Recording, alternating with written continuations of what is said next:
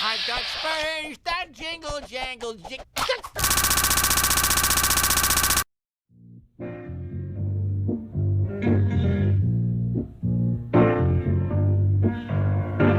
Here in the heart of the city, the night world has no name.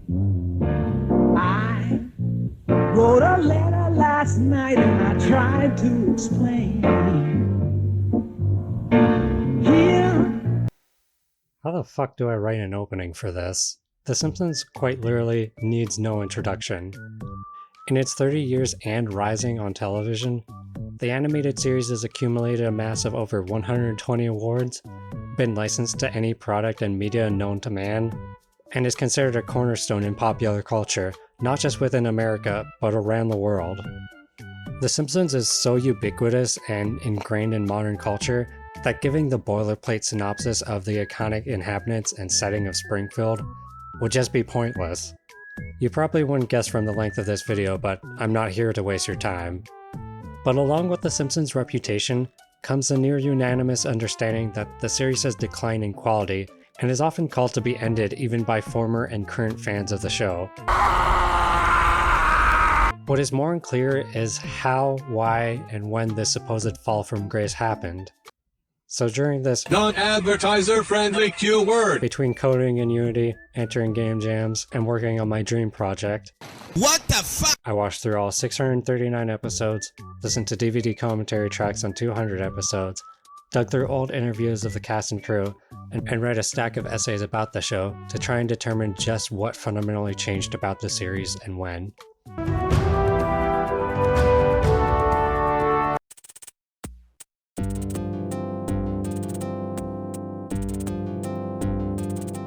Before we begin discussing the characters and world of The Simpsons, it's important to review the terminology presented by many devoted Simpsons fans. If you ever spent any time looking up The Simpsons online, you are most likely familiar with the vernacular of the Simpsons fanbase and labels such as Classic Simpsons and Zombie Simpsons.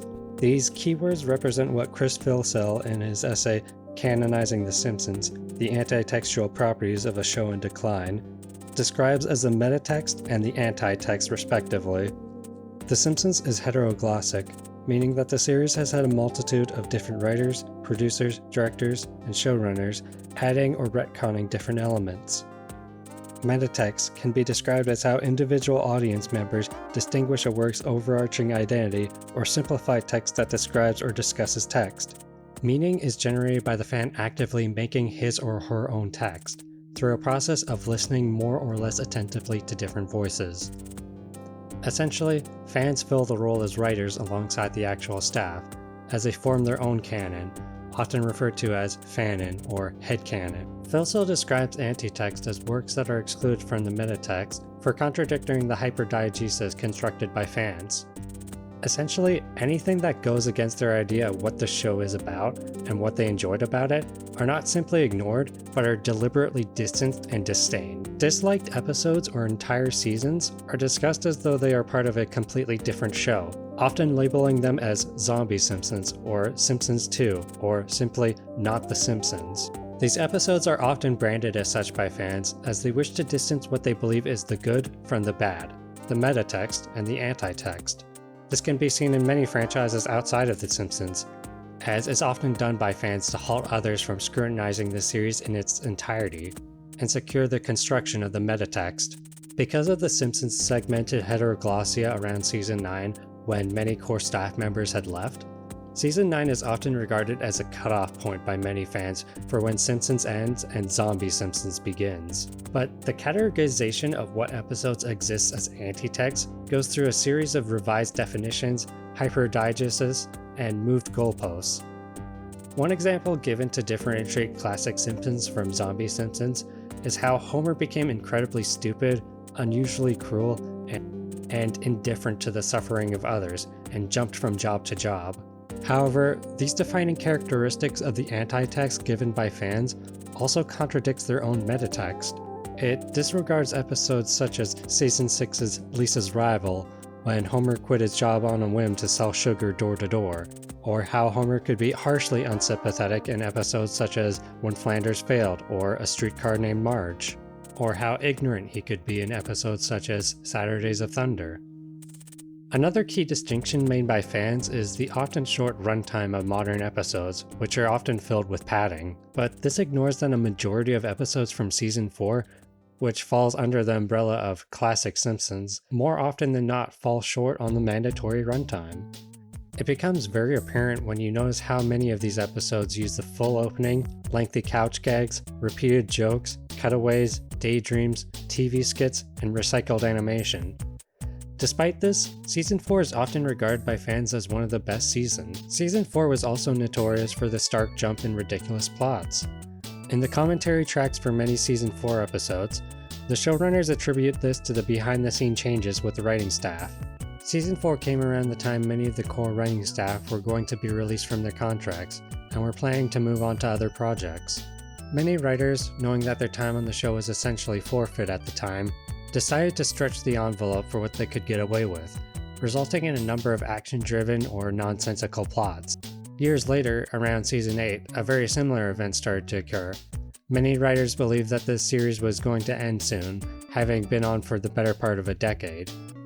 This once again led to many writers creating episodes that got stranger and stranger, believing that their jobs were in jeopardy and wanting to experiment with the show in what they would believe would be its final years. The Simpsons has always been somewhat of a walking contradiction. It is a show that makes fun of commercialization and mass-produced licensed goods, while being one of the most marketable franchises ever, even from the very beginning. In the first 14 months of producing merchandise, the franchise accumulated $2 billion, almost $4 billion when adjusted for inflation nowadays. In 2008 alone, long after The Simpsons peaked in popularity, the series made $750 million in merchandise. Merchandise that ranges from shirts and coffee mugs to Lego figurine candles and asthma inhalers. It will make fun of addictive town-building mobile games in To Cure with Love, but will make an actual mobile game that has made over $200 million since 2012. Fans often criticize newer episodes for having ridiculous plots and jokes with uncaring and rude characters, yet are apologetic towards earlier episodes that display similar negative traits. The show is lauded for rewarding viewers for paying attention, while simultaneously making fun of scrupulous fans, and is constantly tripping over its own continuity, even in earlier seasons. In Burns' Verkaufen der Kraftwerk, Smithers is stung multiple times to no effect. In 22 short films about Springfield, however, Smithers has an allergic reaction to a single bee sting. In Home Sweet Home Diddly Dum Doodly, Bart shows Flanders Itchy and Scratchy for the first time, but in Itchy and Scratchy the movie, he is clearly in line to see the new Itchy and Scratchy film. In Reality Bites, Flanders says all of his life he has wanted purple drapes, yet in Lisa's Rival, he clearly owns purple drapes. Are we supposed to believe that these are just some sort of magic drapes? Boy, I sure hope someone got fired for that blunder. Matt Groening on the commentary track of Lisa's First Word states that there is no continuity on The Simpsons. Whether we as fans like it or not, both the meta-text of classic Simpsons and the anti-text of zombie Simpsons is still The Simpsons. The distinction between these supposed eras should not be that one displays no overlapping negative qualities, because as stated before, that is simply not true. Rather, the context, frequency, and degree of these qualities should take priority in discerning these eras apart. In this video, I'm going to try and avoid using loaded phrases such as Zombie Simpsons or the Golden Era. But for the sake of clarity, I divided the series into 3 parts. Early Simpsons are seasons 1 through 10, Mid-Simpsons refers to seasons 11 through 19, and Modern or HD Simpsons refers to season 20 onwards. The reason simply being that it cleanly divides the series as of right now into thirds. We live in a society.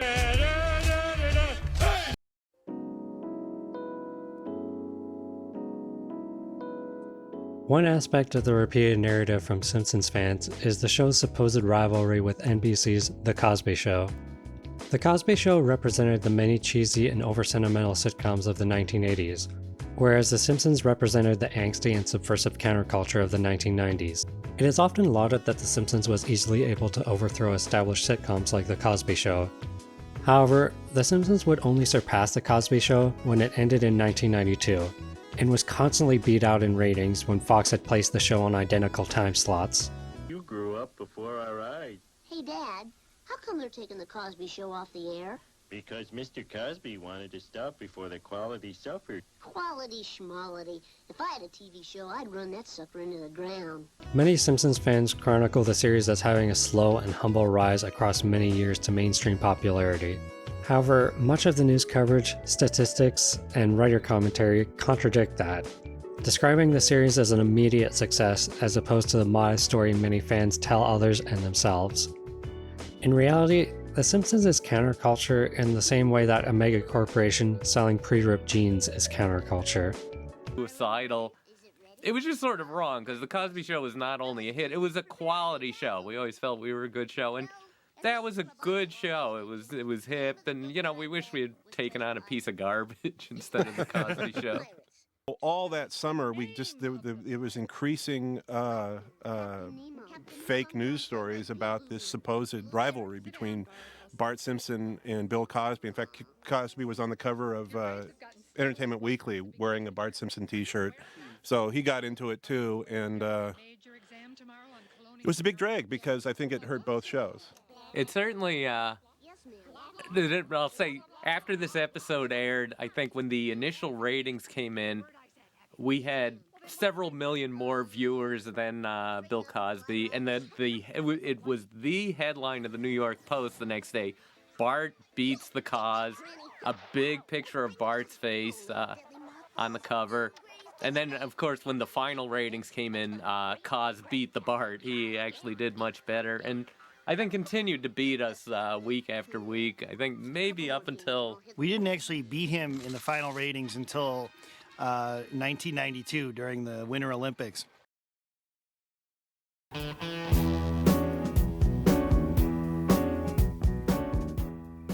Throughout interviews with the cast and crew, the term realism appears again and again. When it came time to do it as a series, we said we got to give these characters really specific personalities and goals and really plan this out as if they're real people. And then the Simpsons started to take on a real identity of their own. The fact that we have been able to make people think that these characters are real, that's like, yes, we did it. I think it makes the show seem more real. The various emotions take on much more meaning and much more depth. Acoustic music seems to do that. Look, I'm the guy that did the first doodle. Now the characters are alive. It's so weird. And to have drawn the characters for the first time flat on a piece of paper and to see them come to life and move around and do things that you didn't know they could do is like, it's a little bit like being God. Matt Groening was inspired to create the antithesis of TV shows he grew up watching, such as Leave It to Beaver, Father Knows Best, and Dennis the Menace. He believed that these kind of shows depicted an idealistic American family rather than what he considered to be a realistic one.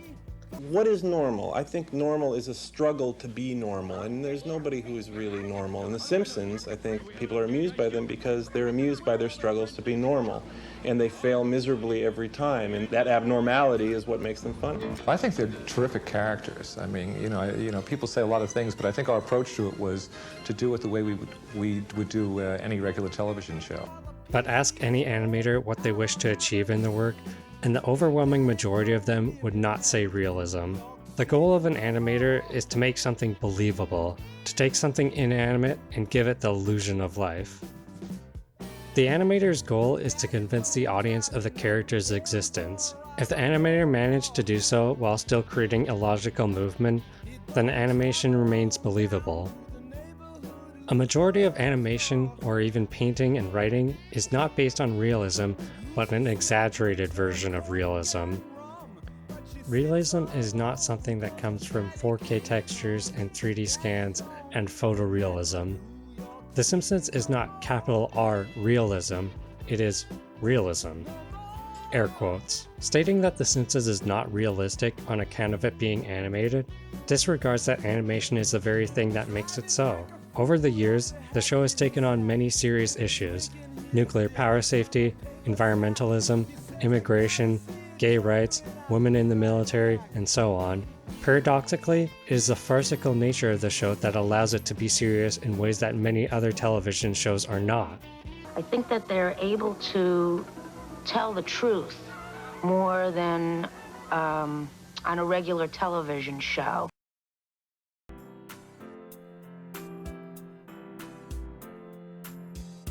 In terms of actual animation quality, the show is far behind.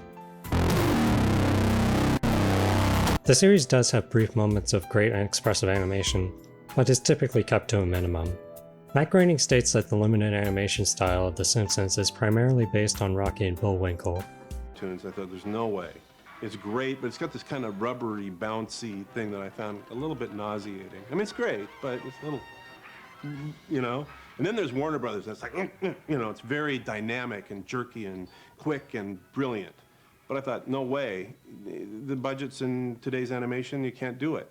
But Rocky and Bullwinkle, unbelievable cartoon. First of all, horrible animation, terrible, shoddy, missing frames, nothing matches, everything like that. But it's got great writing, it's got great voices, and it's got great music. And I thought to myself, that's what you need. You don't need to have great animation. And with The Simpsons, I used Rocky and Bullwinkle as a model. A key point of Groening's art style is to simplify characters and draw them with as few lines as possible, so that even adding one extra line can show a huge difference in emotion. There's a tendency when we call for crying in the script for the animation to come back with streams of tears springing off the face. So that's why I always say one tear. Yeah, because it kind of looks like milk coming out of their heads as opposed to... The series employed minimal and subtle animation, not that far from the style of the 1950s and 60s, the era of the nuclear family that the series sought to satirize. Groening's art style is based on being able to draw fast and with minimal attention, a style that he taught himself while pretending to listen in elementary school classes. Characters are drawn to have unique silhouettes that can be used to easily identify them. It is a large factor as to why after the second season, many of the background characters that had similar hairstyles to Bart and Lisa were removed entirely, and characters with the same hair color as Marge were altered in an attempt to make the main cast more unique. However, the animation style could have taken a drastically different direction. The original pilot for the series, Some Enchanted Evening, came back from overseas animation inconsistent with the creator's visions. Voices first. And we sent it out. We have to wait 6 months before we see the final product. And we all gathered to see the final product, and we were devastated. We were just, we called Fox in 2 days and said, please delay our show. We have to wait to see our second show. We might have a disaster. Because the person who was the director of that show and who supervised the drawing had them that far off the models that had been set for him. He just adjusted, and just that little adjustment, instead of having them dear accessible creatures, they were grotesque. And the show was awful. But I can't tell you how minute a change you had to make in drawing them for that to happen. Characters go off model frequently, perspectives and settings are distorted, and eyes go in different directions most notably. But perhaps the biggest difference is how the characters move. Characters feel almost elastic and more so resemble an Avery cartoon than what we would later see of The Simpsons. Notice how the door stretches when Homer slams it behind him, or how Marge's mouth stretches and shoots back when she kisses the door. Note how Lucille moves in this shot. Unlike most animation seen on The Simpsons and other TV series, where characters' mouths move on separate layers, Lucille is fully animated here. The short segment of Homer eating a donut and drinking coffee is actually pretty well done, despite not looking anything like him. Let's look at the original scene and compare it to the final. Homer grabs the donut in midair. He stretches his mouth open as wide as his head and bites down. He moves his mouth far up and down while he chews, and has his fingers in a dainty position to show his enjoyment. He licks his fingers clean. He arches his back and strains himself up as he takes a large swig before heaving out a large ah. Notice how he does not simply place the cup back down, but rather brings it back up and does a loop motion and slams it back down on the plate. This is called anticipation and telegraphs to the audience what the character is about to do and makes the action much more readable. He notices the time on his watch. Note that as he turns his head, he naturally blinks. This is also anticipation for how his head stretches up and settles back down in surprise, along with the shake of his wrist. He shows a clear line of action by arching his back and pointing at Marge. He then pivots himself to walk away, leading with his right leg and his left arm dragging far behind him in a follow-through motion. Just look at the exaggerated line of action here, and how it has been reversed from the previous line of action to make it more readable. Then puffs out his chest with his arms up high, showing how happy and proud he is. Why did I write an entire paragraph telling you about Homer drinking coffee? I just think it's neat. Compare this to the final animation. Homer stares off into space having a Nom flashback. The donut flies and hits his head to no reaction. He notices the donut and only slightly moves his mouth to an understated O shape and begins eating. Him about to kiss Marge, but then noticing and taking a coffee, is not well telegraphed to the audience and has little anticipation to it, making the joke very downplayed. Most of the character movement and facial expression is incredibly subtle and more focused on staying on model than being expressive. In many respects, apart from being off-model, the original animation is actually better than the final episode. However, while I praise it, it does not fit the more grounded tone the series was aiming for, especially in the very early seasons. This is a cartoon show, but it's a lot less cartoony than a lot of animation. Take for example the early draft of Marge and Homer dancing. Here they are both very fluid and in control of their movements, moving together with a certain grace. However, this does not remotely fit the story of who they are. While the final animation is incredibly stilted, it is much better suited to the tone and story of The Simpsons. There's a scene coming up where the Simpsons go dancing, and I said, now remember, this is a middle-aged couple who has not been dancing for years. And they're very clumsy, and they're very stiff, but they're in love. And that was the basic direction, and let's see what happens. It's just not what's called for, you know? The Simpsons may not utilize the storytelling ability of the medium with dazzling animation, but rather uses it as a way to suspend the audience's disbelief, and actually have them become even more invested than the way they might scrupulously examine a live-action series. Consider it as far removed from the uncanny valley. By simply being animated, people are much easier to accept the exaggerated world and characters. We do very cartoony things, but we also try for a level of emotional reality and make people forget they're watching a cartoon. And we don't do it all the time. It's not a heavy show, but there are moments where you forget you're watching a cartoon and you get caught up in the show and in the stories of these characters. The big effort of this show is to stop people thinking cartoon. And I think we have a slightly new form because we've succeeded in getting, animation is a wonderful art, and we celebrate animation, and we love it, and we have great animators who are doing important work, but they too are thinking about the acting, and that's what a great animator does. He gets the acting right. Animation is really special because it doesn't exist in any other form. Film is a depiction of reality, but animation doesn't correspond with anything. There are no drawings that move other than what you see on the screen. And in that way, it's like a dream or like a hallucination. It's just wonderful. However, as the series went on, the show became much more cartoony and slowly lost the grounded tone it originally had. Compare Season 1's Homer's Odyssey to Season 11's Hello Gutter, Hello Fodder. In Homer's Odyssey, Homer's incompetence, which is established early on, leads to an accident that gets him fired. When Homer cannot get a job, he goes to visit Moe's, only to be rejected for being unemployed. Homer then falls into a deep depression, and in his desperation, steals what little money Bart has. Ashamed of what he has done, Homer decides to kill himself. But after saving his family from a speeding driver, he takes a new lease on life and becomes a safety activist. When he forms a protest outside of the power plant, Mr. Burns offers him a job as a safety inspector. Homer actually takes his time to evaluate whether or not he actually wants to return to the plant. Homer does accept the offer, but then refuses it once Mr. Burns requests him to lie to the protesters. Mr. Burns then allows Homer to return on the caveat that he must give up his role as an activist. The episode, like most of Season 1, is very melancholic. It strongly emphasizes cool-toned color palettes and nighttime scenes, alongside long and quiet establishing shots. There's this very sedated feeling surrounding Season 1, with minimal sound effects and music that feels much more grounded. It treats the subject material of unemployment, social activism, and depression with both reverence and humor.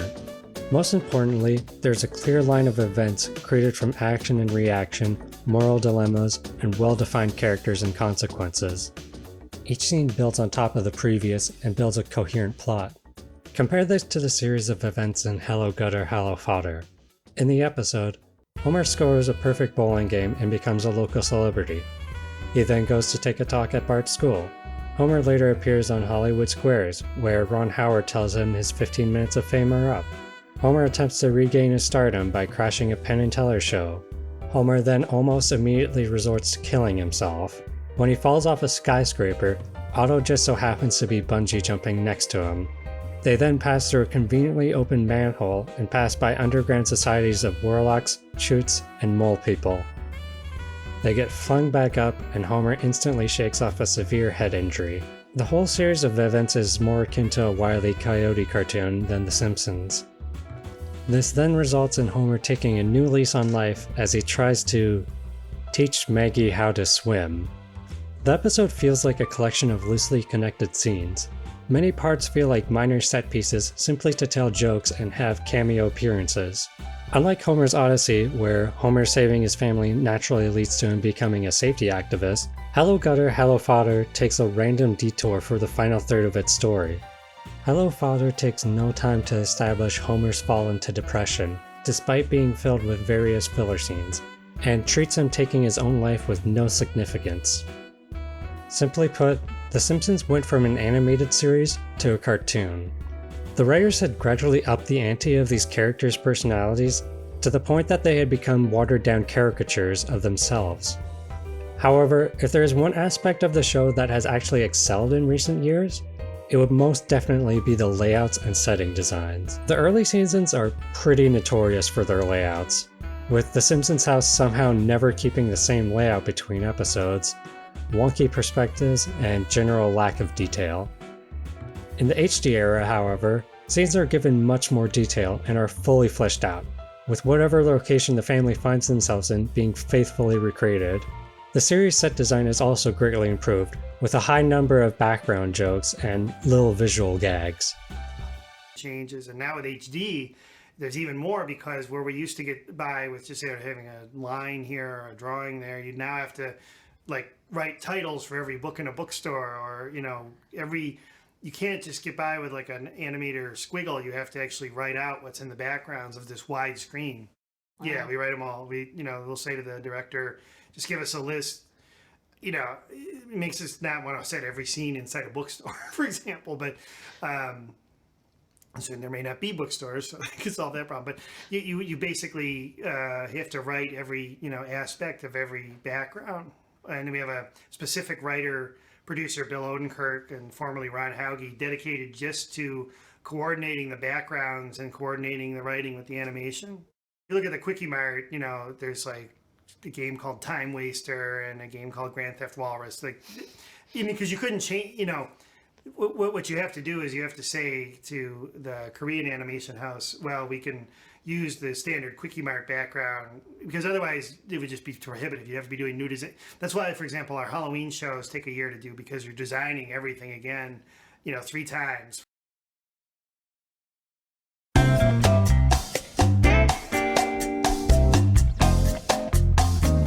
One overlooked aspect of the series is the actual designs and choice of color. Most notably is the Simpsons' unique skin tone. The iconic yellow pigment of the characters was done to further differentiate the series from other animated shows, with yellow often being the easiest color to identify. Groening stated, "Yellow wasn't my choice.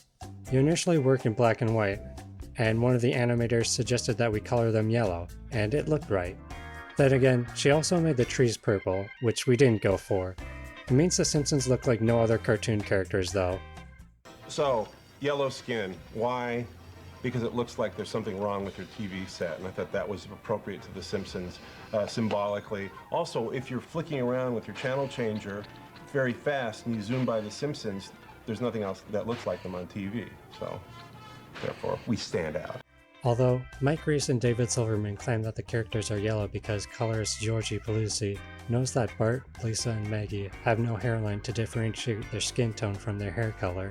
The colorist had a weird, wonderful sense of color design, a really interesting sense of color. I think she did that because Bart, Lisa, and Maggie had no hairlines, and if you made them flesh-colored, it would look very strange. It wouldn't work. To Matt's credit, he looked at it and said, "Marge is yellow with blue hair? That's hilarious, let's do it." It should not also go unnoticed the color palettes used for the settings and lighting. The melancholic blues and purples of just about every episode of the first season. Seriously, pretty much every episode in season 1 has a nighttime scene. It's like a requirement. The warm and bright sunsets of season 4. And this even extends to narrative elements such as the use of dramatic reveals.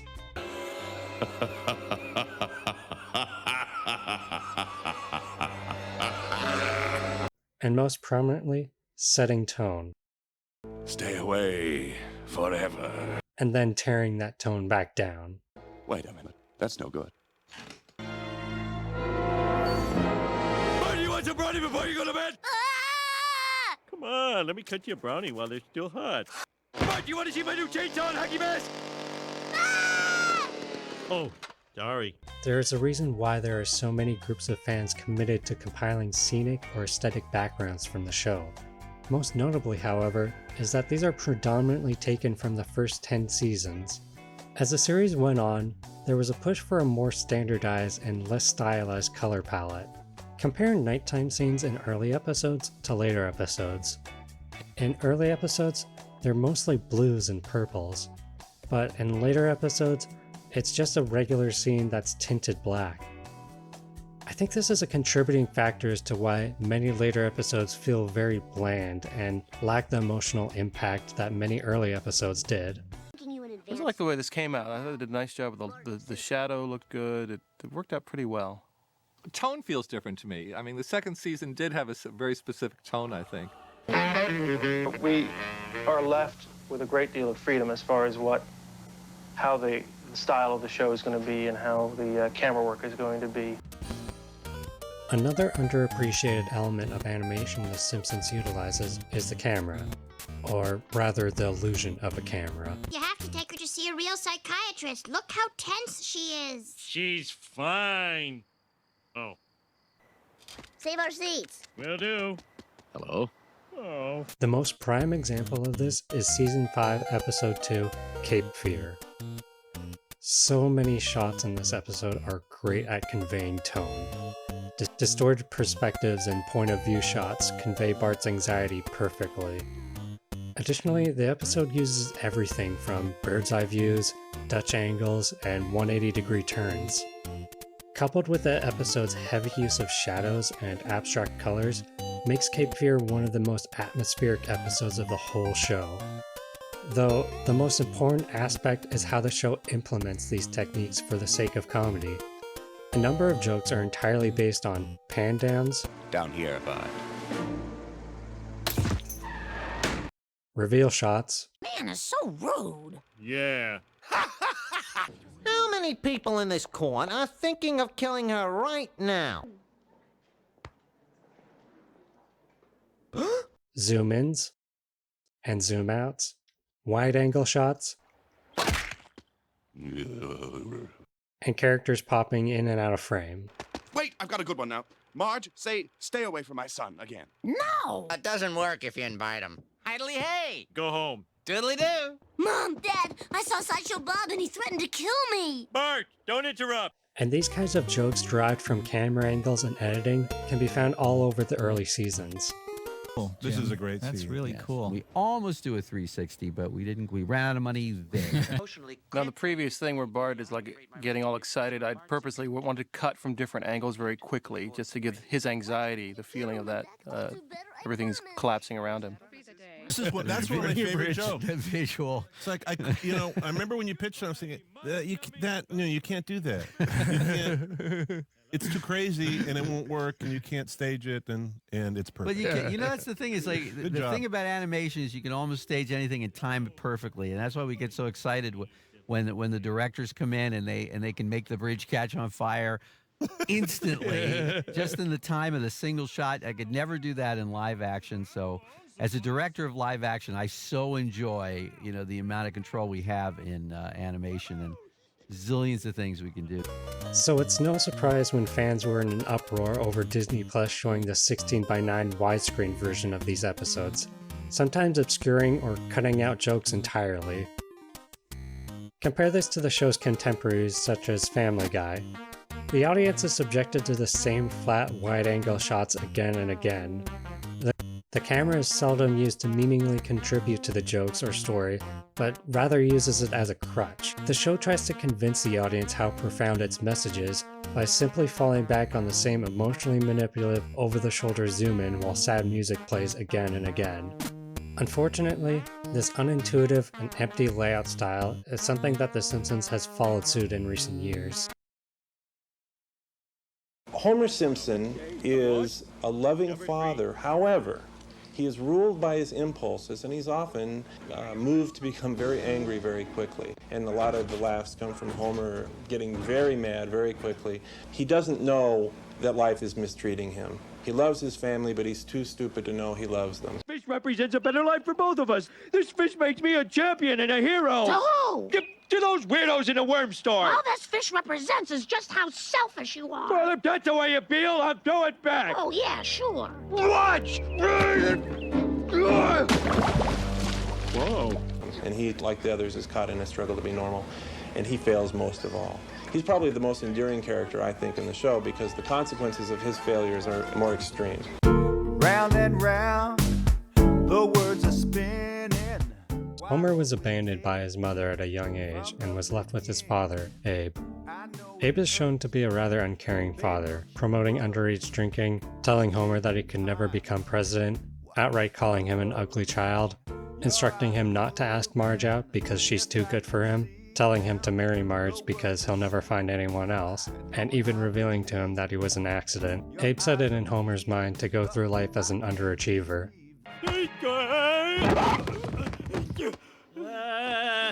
That's what I get for having faith in you. My father never believed in me. Homer went through his childhood completely ostracized, with no friends save for Barney. The only reason he took and still keeps his dead-end job at the power plant, where he's never given any respect, is to support his wife and family. Homer rarely went out and did something stupid or dangerous for the fun of it. While the episode Deep Space Homer may seem like an out-of-this-world concept, it's contrasted by a very down-to-earth human element. Homer doesn't want to go into space because he thinks it will be fun or a good idea for this week's episode. The episode makes it clear that he wants to go into space because he deeply wants the admiration of others and to make his family proud. An astronaut, I feel so full of... What's the opposite of shame? Pride? No, not that far from shame. We see how far he's willing to go to make his family happy, as we see how scared he is about going into space, and how he acknowledges how dangerous it is. Similarly, the episode Homer Palooza establishes early on that Bart and Lisa are ashamed of Homer. As he once again feels isolated and antiquated, he finds success after becoming a performer, taking cannonballs to the stomach, and gains the appreciation of his family and those who once rejected him. We once again see how far Homer is willing to go to make his family proud, as even after learning that another cannonball could kill him, he still wants to go through with the performance. Or take the episode Lisa's Pony, when Homer starts working around the clock to pay for Lisa's new pet to make her happy. Or the episode Lisa's Sax, when Homer gives up on a new air conditioner to buy Lisa a saxophone, and gives her a chance to show her talent. The episode King of the Hill has Homer climbing the murder horn to make Bart proud and prove Abe wrong. Even more ridiculous episodes such as Marge vs. the Monorail focus on Homer wanting to be a good parent. You know, I used to think you were stuck in an emasculating go-nowhere job. But now, I want to follow in your footsteps. We can go on and on with examples from the early Simpsons era. Even the later episode, I Annoyed Gruntbot, despite its ridiculous premise, works because of the dynamic between Homer and Bart. It sets up early on how Bart thinks of Homer as an embarrassment, but shows how far Homer is willing to risk his own life just to make Bart proud of him. This goes as far back as the first episode, Simpsons Roasting on an Open Fire. After Homer gets his Christmas bonus at the plant revoked, he gets a job as a mall Santa to make some money for the holidays. He keeps this a secret from Marge as he doesn't want to worry her, and he wants to give her and the rest of the family a great Christmas. Similarly, in Homer vs. Patty and Selma, Homer tries to hide the family's financial situation and solve it on his own because he doesn't want to upset them. He feels a deep shame for not being able to provide for his own family. While Homer did lie to his own family, it at the very least came from a place of good intentions. Unlike in later seasons, many early episodes give good reason for Homer getting a new job. In the flashback episode, And Maggie Makes 3, Homer quits his job to work at Barney's Bolorama. The episode makes it clear that Homer didn't merely do this on a whim, but carefully thought about how he could take the job and still support his family. Later episodes have Homer abandon his job without hesitation, or for any thought of his family. And how will this affect your job at the power plant? Negatively, I assume. Maybe it's time I gave something back. Are you thinking of joining the Naval Reserve? Would you be proud of me? Sort of. Then I'll do it. While working at a bowling alley may seem demeaning to some, to Homer, it's the one job that he has been welcomed and treated equally, and it's explicitly shown just how fulfilling and important it is to him. When Homer learns that Marge is pregnant with Maggie, he gives up his job at the Bolorama and comes crawling back to his old job at the power plant so he can financially support his family. Another example is the episode You Only Move Twice. Homer is offered a cushy job where he's respected by his boss and peers, but chooses to give it all up when he learns that the rest of the family is miserable. Homer's character is based on sacrifice and compromise. He's willing to give up his own aspirations and even risk his own life for the good of his family. There's always a strong human element and deep reasoning subsetting the more ridiculous scenarios. Anything. But do you know how your father got the money to enter you in this pageant? Nope. He sold his ride on the Duff Blimp. But that ride meant everything to him. Hey there, Blimpy boy. Excuse me, we wanted to see the geek who valued the happiness of his children more than money. Right here. Oh, you said his head was the size of a baseball. Compare this to the season 20 episode, Waverly Hills 9021 Doe. The episode has Homer live in a small apartment so that Lisa and Bart can go to an upscale school because Springfield Elementary is failing. But the episode simply ends with Lisa being run out of Waverly Hills by her former friends. When Homer stops to think about the friends he made at his new place, they tell him that they don't even like him. There's no difficult moral decision for the characters about moving back to Springfield. As the series progressed, Homer began acting more and more selfish, almost never putting his family and marriage ahead of his own whims. In the episode, He Loves to Fly and He Does, Homer spends his family's life savings on a self-help guru, inspiring him to quit his job and apply for an executive job at a copper tubing facility. When he fails to get the job, he lies to his family about it and instead spends months waiting inside a Krusty Burger doing nothing all day. Homer is then only provoked to tell the truth to Marge, not on his own accord, but when Bart finally finds him out. Compare this to the flashback episode, I Married Marge. When Homer doesn't get the job at the nuclear power plant to provide for a pregnant Marge, he secretly takes up long shifts at a fast food restaurant and sells everything he earns to support her. As the show moves forward season by season, Homer becomes more selfish and acts irrationally on his emotions. If I don't come home with a washing machine, my wife will be so mad. Oh, should I do the thing I'm supposed to do or the thing everybody knows I'm gonna do? You bought a grill? Let's compare different episodes from across the series in which Homer buys a vehicle. In season 1's Call of the Simpsons, Homer sees Flanders' new RV and decides to purchase one for his own family. The episode takes nearly 20% of the runtime just at the RV dealership, as the owner gradually persuades Homer.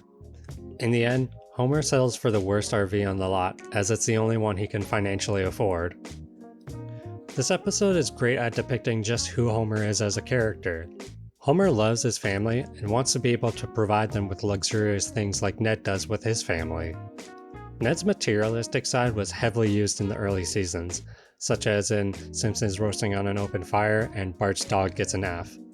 We also see that Homer's jealousy can easily overtake him, as he goes from telling Bart to be happy with what he has to immediately trying to emulate Flanders. While Homer is coerced by the RV dealer, it doesn't happen immediately, and he doesn't buy an RV that he cannot afford. We see that Homer is somewhat naive, but has some semblance of self-control.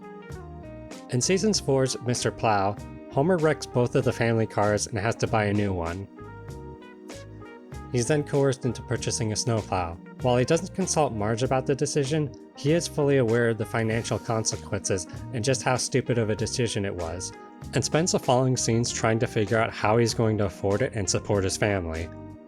In Season 10's Marge Simpson in Screaming Yellow Honkers, Homer sees Krusty driving a Camionero and decides to buy one the very next day. He literally drools over the cars and is more preoccupied with what color they are. The car dealer then easily persuades Homer into spending his 401k on a heavy maintenance plan. After Homer gets made fun of for driving the women's series Camionero, he immediately stops driving it. We see Homer eagerly spends his family's savings on a car for his own vanity and just as quickly gives up on it. In the episode Diatribe of a Mad Housewife, Homer loses his job after driving his car into Mr. Burns' office. Fully aware of the seriousness of the situation and how Marge will react, he picks up a job as a used car salesman for all of 2 minutes before deciding to buy an ambulance. Homer never consults Marge on the decision, and he never worries about how he's going to afford it or turn a profit. This is kind of cherry picking, as Homer's rude behavior is a key part of Marge's storyline in the episode.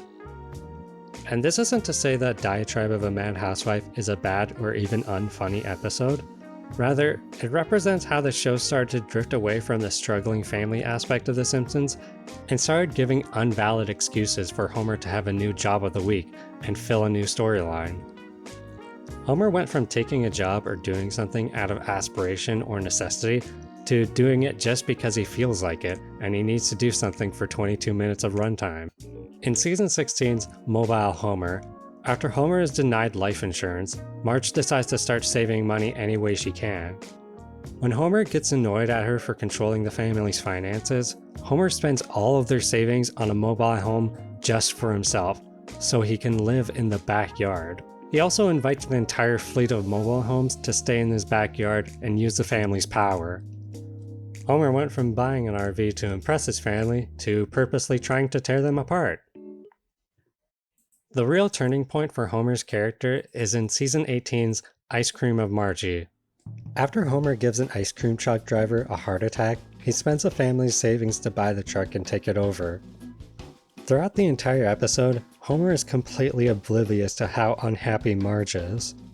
Later on in the episode, Marge gets her own art exhibit when she becomes a folk artist. Homer promises Marge that he'll be back in time from work for the grand opening. Homer instead emotionally manipulates divorced dads into buying his ice cream and crashes into Marge's exhibit when he is late. Homer then spends the next 2 minutes unable to recognize why what he did was wrong and feeling sorry for himself, instead of actually doing anything to prove himself to her. Marge then builds a giant statue of Homer in his honor. For some reason, Homer does a terrible thing, fails to recognize why he was wrong, and is rewarded for his arrogance and makes no attempt to better himself. The episode somehow tries to twist it that this is all Marge's fault and that she should be the one to apologize. The only strong consistency with Homer's character amongst all these episodes is that he's awful at driving. Why aren't I sad? What is my character arc for this episode? He was trying to figure it out. Marge, I do not have personal attachment Marge, to I have no character arc, Marge. It's easier to see the difference in Homer when comparing episodes with similar plots. In Lisa the Greek, Homer abuses Lisa's ability to determine which football team will win to gamble. Homer does not do so purely for his own gain, though. Homer spends most of his winnings on gifts for Lisa and the rest of the family. At the end of the episode, Homer chooses to give up on gambling for Lisa. In Season 20's Homer and Lisa Exchange Crosswords, Homer bets everything against Lisa when she competes in a crossword competition. But unlike in Lisa the Greek, Homer blows everything he won on vanity items purely for himself, such as new aglets and hair highlights. The early seasons depicted Homer as someone who only acts when pushed first, and would never act out of malice. This is a really nice line to walk where Homer is still the idiot he is, but he's still very loving of his family. You know, at the very same time he's like celebrating Maggie, he forgets she's there and he's about to sit on her. Right. So that's the way we can kind of walk the line where he's a terrible dad, but he also has a heart. He's really terrible just in the fact that he's just not paying attention, not that he's actually maliciously going after his family. He just naturally, good-naturedly is destroying his family. And that's a very important difference. Some very nice acting from Dan here, which he has to kind of be sarcastically happy, but not too nasty, but he's just so sad. Okay. Another mouth, and then there's this very sweet moment. Homie, I think It's a very sweet model, I think, on Maggie. Oh, yeah. Very nicely done. Yeah.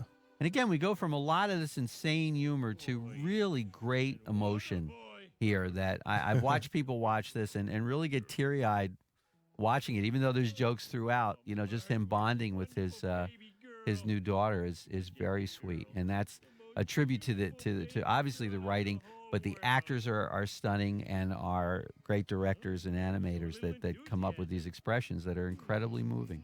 The layout guys knocked themselves out on this show. Yeah, really. And when Flanders fails, he wishes for Ned's business to fail, but does not go out of his own way to act upon it. We even see that Homer knows when his imagination goes too far, when he imagines Ned dying. Compare this to the episode Trash of the Titans. In the episode, Homer berates the trash man when he's late to put out the trash, but instead of apologizing, he tries to run the sanitation commissioner out of office by running against him, spreading rumors, and literally attempting to murder him by cutting his brakes. In the end, when Homer destroys the town, he does not care at all. Similarly, in A Tale of Two Springfields, Homer segregates the town in two when his phone number changes by 3 digits. As the series advanced to more action-oriented and bizarre plots, Homer became louder, more violent, and more obnoxious so that he can be the one that initiates these stories, even when it goes against his character and makes him completely unlikable. Homer's overreaction to minor inconveniences is not just bad as an arbitrary plot device, it shows Homer as an unlikable sociopath who tries to destroy anyone in his way with no regard for their own well-being. Homer was no longer taking jobs out of respect or necessity, but to fulfill his power fantasies. He repeatedly tries to justify his horrible actions against strangers with how many bad things the universe has done to him. He does increasingly more horrible deeds, such as framing his own wife for a DUI, and knowingly leaving his father to die from an injury he caused. In the early seasons, Homer was well aware of his own faults as a person, and carried them with great shame. You're trapped. If you were smarter, you might think it's something, but you're not, so you just might as well. All right, I'll take her. In Lisa's Substitute, he is saddened that Lisa appreciates her substitute teacher as a role model and father figure over himself, citing his own lack of intelligence. But you can tell, right? She looks around and sees everybody else's dad with a good education, youthful looks, and a clean credit record and thinks, why me? What did I do to deserve this fat old piece of... However, in later seasons, Homer wears these follies as a badge of honor. Compare the Season 2 episode, Brush with Greatness, with the Season 27 episode, Lisa the Veterinarian. In Brush with Greatness, when Homer tries to go down a water slide, he gets stuck halfway through and becomes a laughingstock. The episode follows Homer coming to terms with his obesity and attempting to lose weight. Homer acknowledges his faults and tries to rectify them. In Lisa the Veterinarian, Homer is once again at a water slide, but instead of feeling self-conscious, he actually takes his size as a source of pride. Homer became oblivious not only to the world and people around him, but to himself, and saw himself as someone without fault. I think they speak to something. Homer in particular, you know, where everybody thinks he's a buffoon, I think he's one of the greatest examples of American manhood that we've ever put out, because he knows he's dumb and he knows he's limited and he doesn't particularly feel like a good father and he doesn't particularly feel like a good husband, and yet he is all those things through the struggle of life. The early seasons depict Homer as at least having some morals. In Homer Defined, Homer becomes famous around town for stopping a nuclear explosion that he almost caused. Instead of letting the attention go to his head, he actually feels guilty and knows that he's undeserving of the respect. We see that even when Homer has achieved his goal of earning admiration, he does not let go of his own principles. Contrast this with the episode Please Homer, Don't Hammer Him, when Homer nearly kills himself just so he doesn't have to admit to the whole town that Marge did all of his construction work. The truth is that I'm perfect, and everything I touch is perfect! Perhaps the catalyst for Homer's conceited attitude was Homer's enemy. In the episode, a new worker by the name of Frank Grimes becomes Homer's coworker and is driven insane. Frank Grimes represents how a realistic person would react and be treated in Springfield. The premise itself is in stark contrast from the original aim of the series, to depict a realistic family in a town of real people. It marked a part in the series when any person with serious aspirations or who had faced hardships were vilified. Homer's enemy is by no stretch a bad episode. However, it did mark a fundamental change in the series' world and tone. Near the end of the episode, when Grimy says, "I'm better than okay, I'm Homer Simpson," Homer replies with, "You wish." Homer no longer viewed his life as miserable or was filled with self-doubt. He now saw his carefree lifestyle as something others would be envious of. Homer had replaced Bart as a spokesperson of underachiever and proud of it. You're what's wrong with America, Simpson. You coast through life, you do as little as possible, and you leech off decent, hard-working people, like me. If you lived in any other country in the world, you'd have starved to death long ago.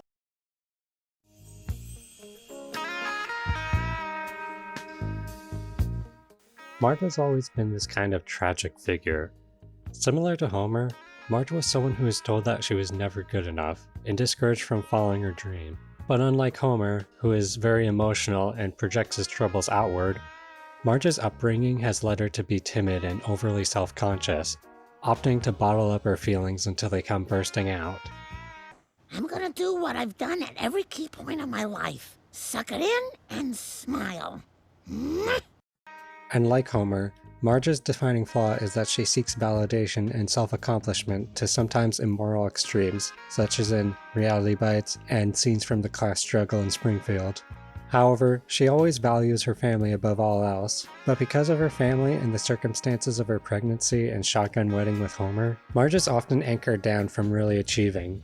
Unlike Homer, who returns to the status quo through his own failure or a moral crisis, Marge is usually tied back by her family. We also see her jealousy of Homer's innate ability to fall into success in episodes such as Break My Wife Please and Mom and Pop Art.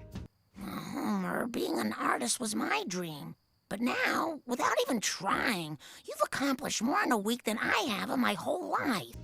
The show displays on many occasions how Marge is an antithesis to Lisa, someone who is unable to leave Springfield and lives a life of adequacy. I had a Malibu Stacy when I was little, and I turned out all right. Now let's forget our troubles with a big bowl of strawberry ice cream.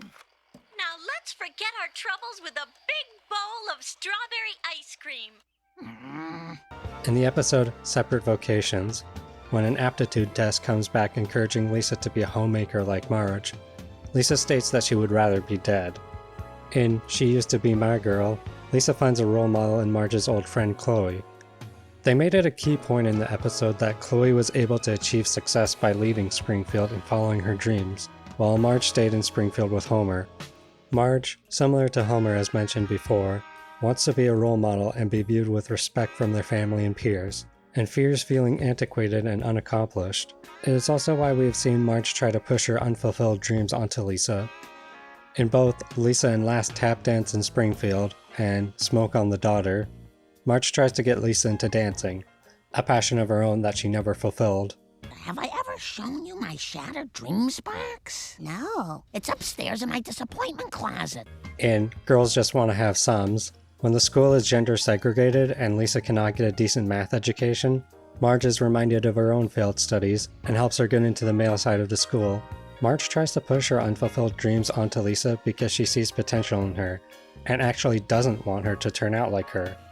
This is most prevalent in Lisa Simpson, This Isn't Your Life, where Marge works herself to the bone trying to get Lisa into a private school.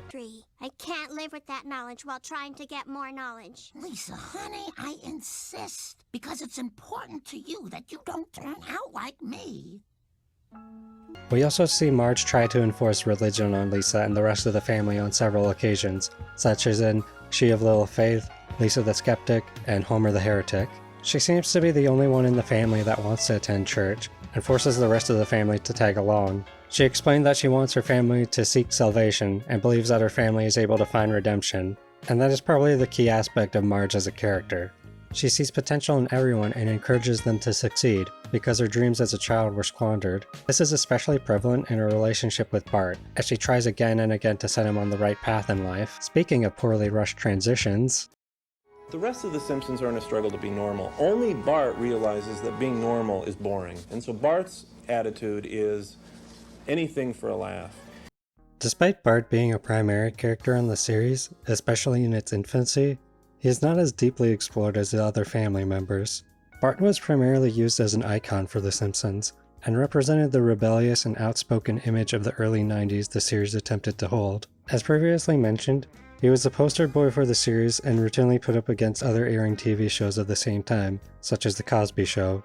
The idolism of Bart is supported in no small part of the mass amount of merchandise and what has since become known as the Bart Mania of the early 90s. This push for Bart is also why many of the early episodes primarily center around him. Bart was primarily used as a marketing figure for a new age of television, an age that has long since passed, meaning that Bart feels like the one character in the show that seems somewhat outdated. Bart is one of the few characters on the show that still identifies as a product of their time. However, this is not to say that Bart has no depth to his character at all. The early seasons established that Bart is a prankster, but one with certain borders. The majority of his pranks are generally harmless, and more so focused on embarrassing someone rather than abusing them. Bart's most well-known gag is simply crank-calling Moe to get a response from him. In the episode, Bart's Girlfriend, Bart is repeatedly pressured into increasingly dangerous stunts by his girlfriend Jessica Lovejoy. When Jessica decides to steal money from the church collection basket, Bart actually tells her off on it. The episode shows that Bart has at least some moral compass, and is able to set restrictions upon himself. You're turning me into a criminal when all I want to be is a petty thug. In the episode 201 Greyhounds, when the family blames Bart for all their destroyed possessions, he claims that his pranks hold much more thought and social commentary than reckless damage. We see that Bart is not someone who enjoys senseless carnage, but rather enjoys crafting thoughtful and elaborate pranks on people. Bart is someone who shows tremendous energy, intuition, and even engineering capabilities, and has potential to put his talents to positive use if he were not preoccupied with committing practical jokes. It is even hinted at in episodes such as Itchy and Scratchy the movie, Marge in Chains, and Lisa's Wedding that Bart earns a law degree and straightens out his life. Episodes such as The Boy Who Knew Too Much shows that Bart does have some semblance of a conscience. After Bart skips school, he witnesses an alleged assault and has to decide whether to stay silent or tell the truth and face the consequences of skipping school. In the end, Bart decides to accept the punishment and tells the truth. In Sweet Seymour Skinner's badass song, when Bart accidentally gets Principal Skinner fired, he spends the rest of the episode trying to cheer him up and get his job back. The episode Bart the Lover has Bart write fake love letters to his teacher, Edna Krabappel, under the guise of Woodrow. When Bart's alter ego stands Edna up, Bart feels guilty and attempts to rectify his prank and make her happy. As the series moved forward, the need for Bart to continually surpass his previous stunts mutated further and further. This escalated to the point that Bart was no longer the contemplative and generally harmless prankster he was, but a fully fledged sociopath.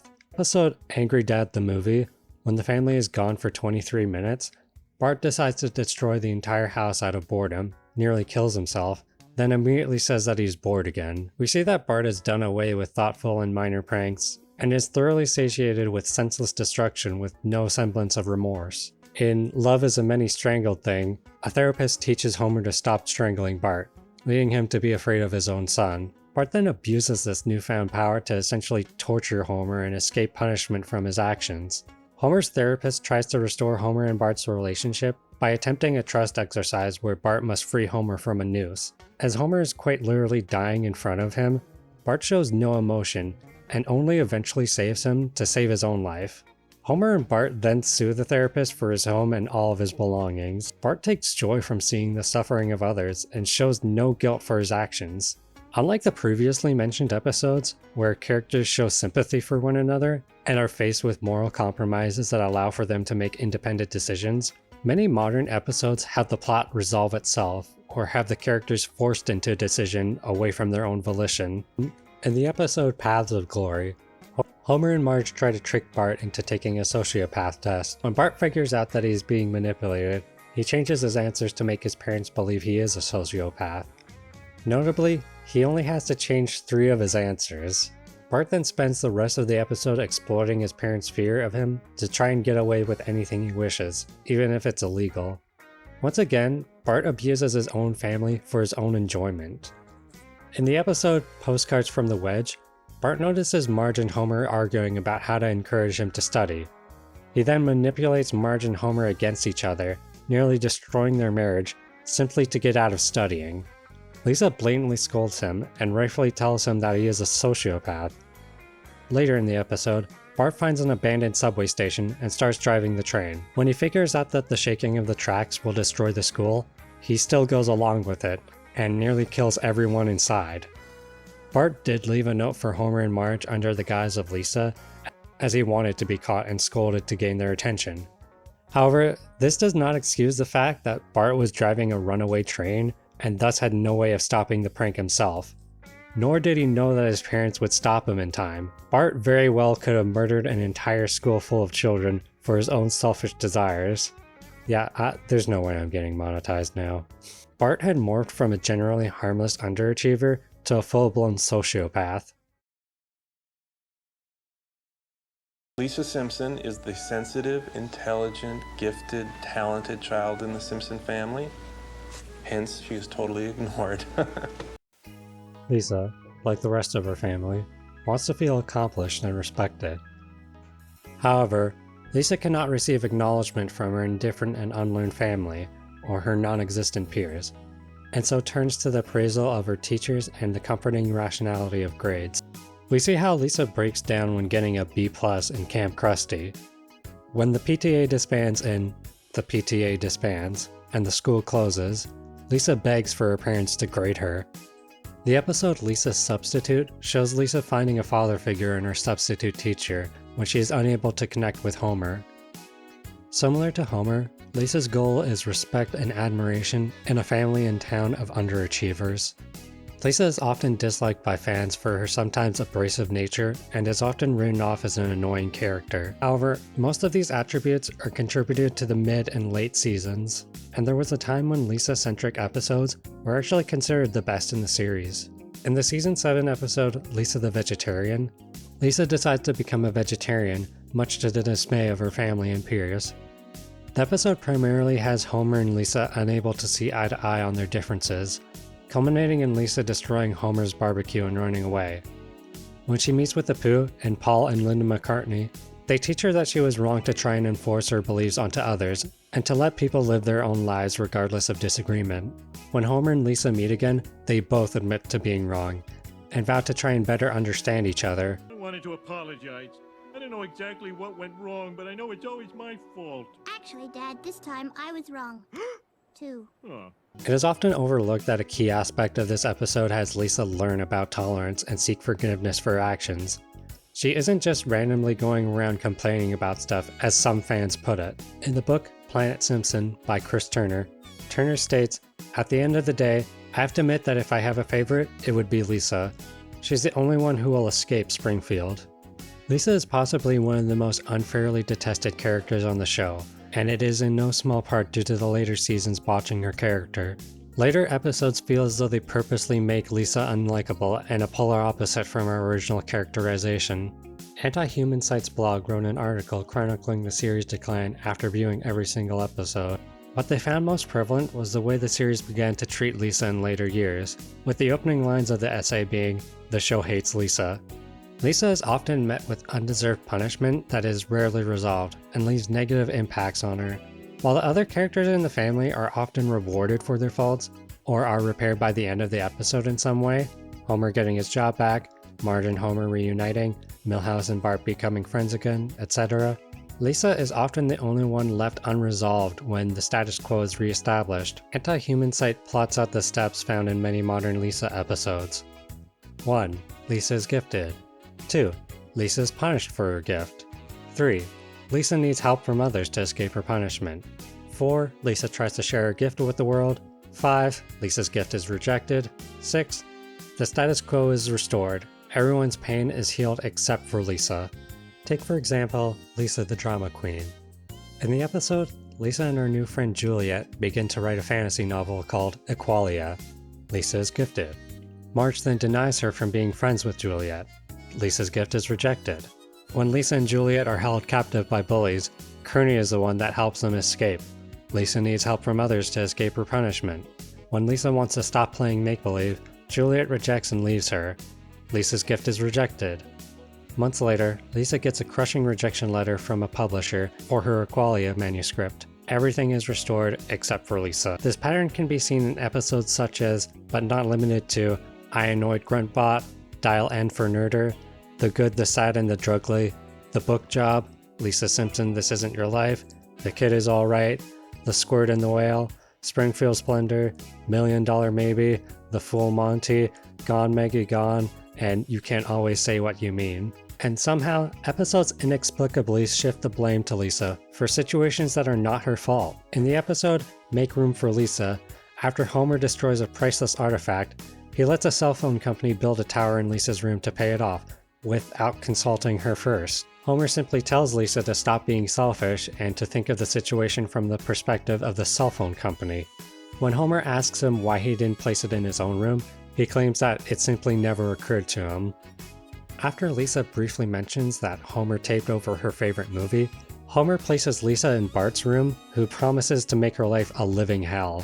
After Homer ruins Lisa's homework and forces her to watch When Animals Attack Magicians, Lisa is taken to the hospital for a stress-related ailment. Homer and Lisa then try using sensory deprivation tanks, much to Homer's objection.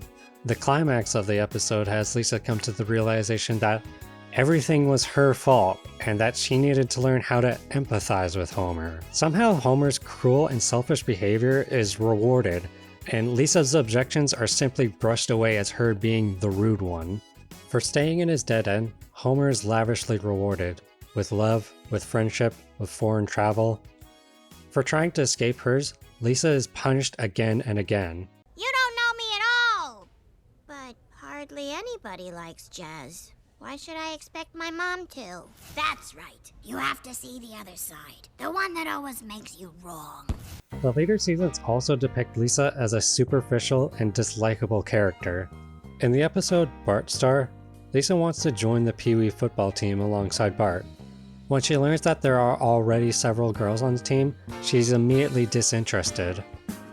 Season 9 onward depicted Lisa as someone invested in hobbies and social activism, not out of her own interests and principles, but out of lip service and wanting to belong.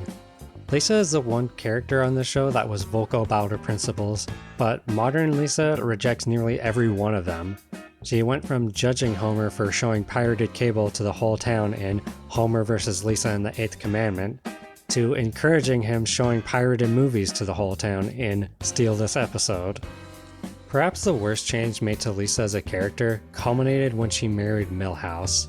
Lisa and Milhouse getting together completely undermines Lisa's purpose and character that was steadily built up over literal decades.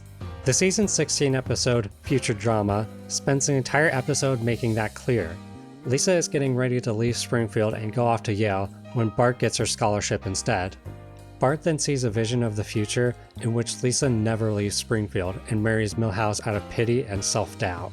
Bart then saves Lisa from a life of misery and sacrifices his own scholarship to give to her. What are you doing? Keeping Lisa from destroying her life. Come on, let her destroy it! Other episodes set in the future go out of their way to make fun of how Milhouse will never end up with Lisa. When Milhouse hears about Lisa's wedding in the episode Lisa's Wedding, he remembers how Lisa rejected him and said that she never plans to get married. When Lisa becomes the first straight female president in Bart to the Future, Milhouse becomes her secretary and secretly adores her, much to her disinterest. These episodes depict Lisa as a strong and independent woman and solidify how Milhouse is a dud. In I'm Spelling as Fast as I Can, when Lisa imagines a future where she is not secured a scholarship, she rejects the idea of settling with marrying Milhouse. In The Aquatic Wife, a fisherman insults Lisa by saying she should marry Milhouse. And most concretely, in The Girl Who Slept Too Little, Lisa's worst nightmare is marrying Milhouse.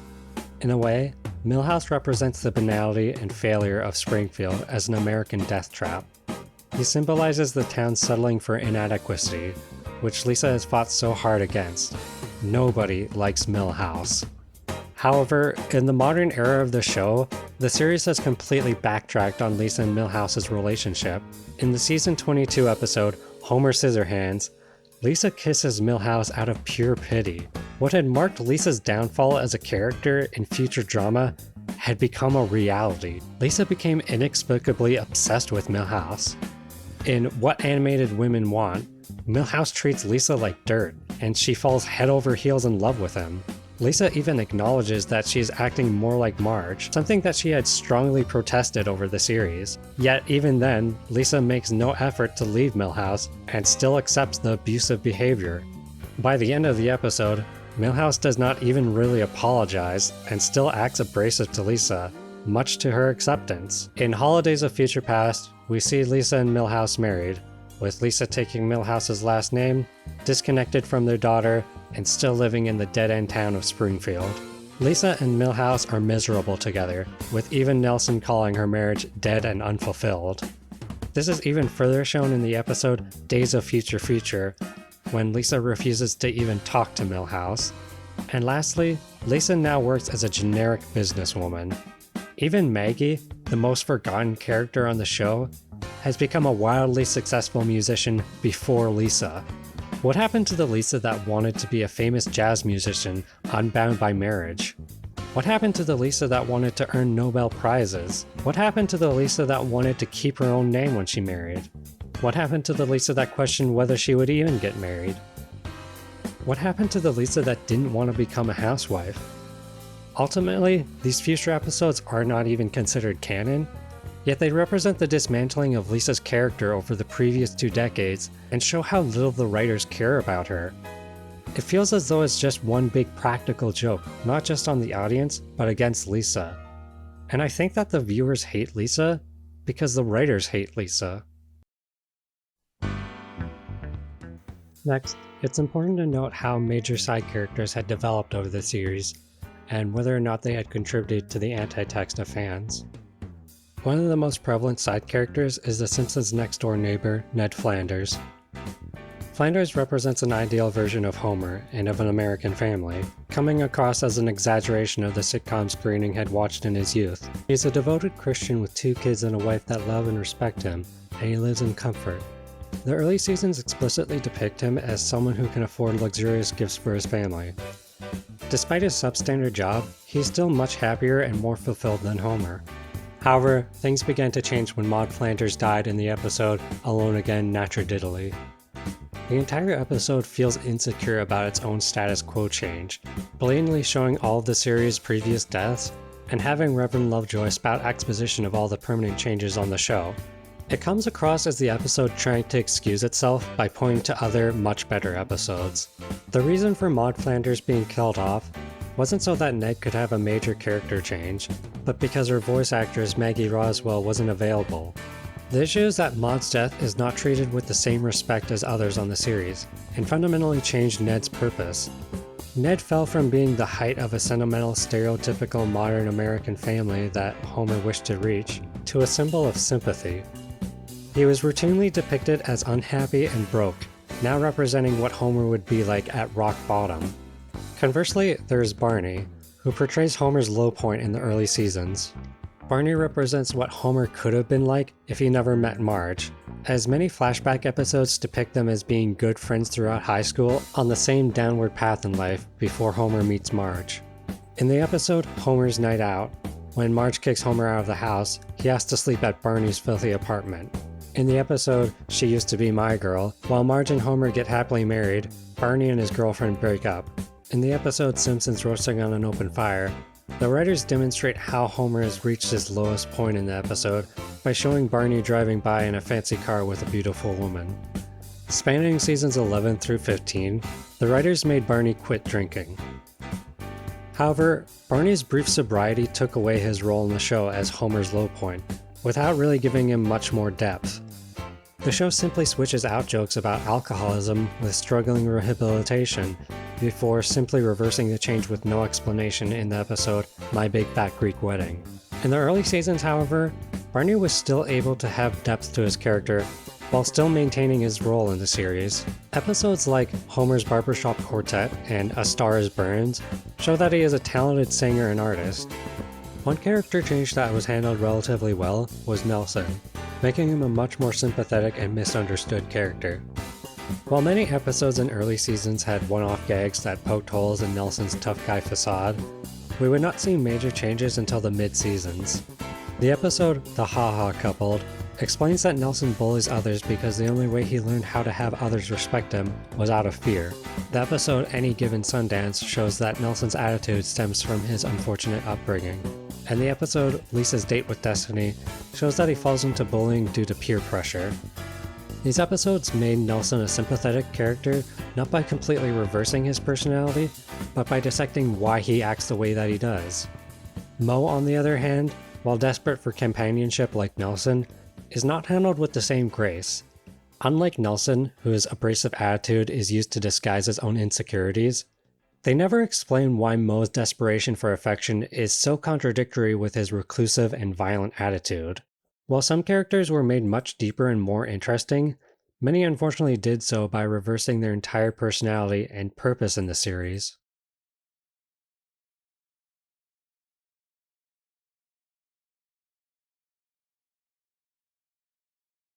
One point you made is that irony tyrannizes us. The implicit message of irony is, I don't really mean what I'm saying. And you went on to suggest that the next generation of rebel writers might ditch irony in favor of sincerity, and I think I'm quoting here, who treat plain old untrendy human troubles and emotions with reverence and conviction, who eschew self-consciousness and hip fatigue. I think it's less that than an articulation of the thing you were asking me about before is, what is it like to be working really hard on the stuff at age 42, having been marketed to all your life? I mean, because you want your art to be hip and seem cool to people. You want people to like the stuff. But a great deal of what passes for hip or cool is now highly, highly commercially driven. And some of it I think is important art. I think The Simpsons is important art. On the other hand, it's also, in my opinion, relentlessly corrosive to the soul, and everything is parodied and everything is ridiculous. Maybe I'm old, but for my part, I can be steeped in about an hour of it, and then I sort of have to walk away and look at a flower or something.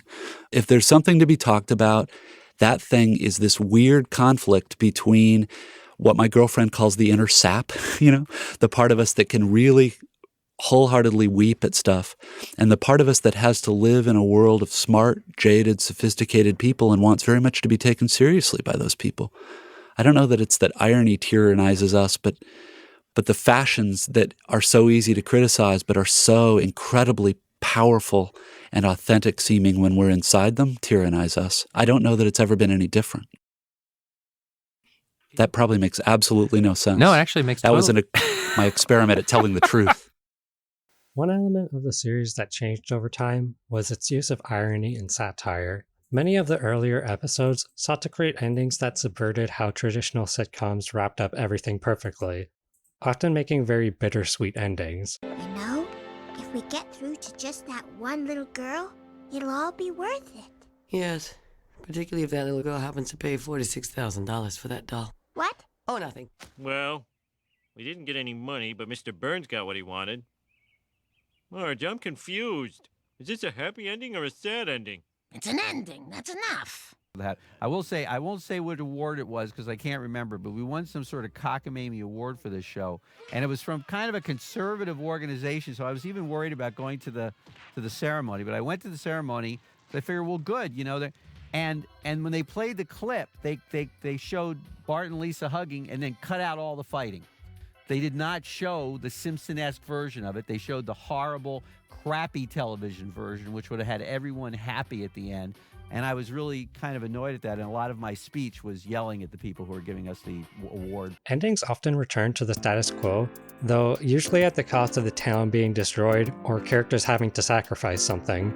The episode Deep Space Homer has Homer get overshadowed by an inanimate carbon rod, resulting in him returning back to his boring life, but he does earn the respect of his family. However, in later seasons, the show's use of irony and subversion became its weak point.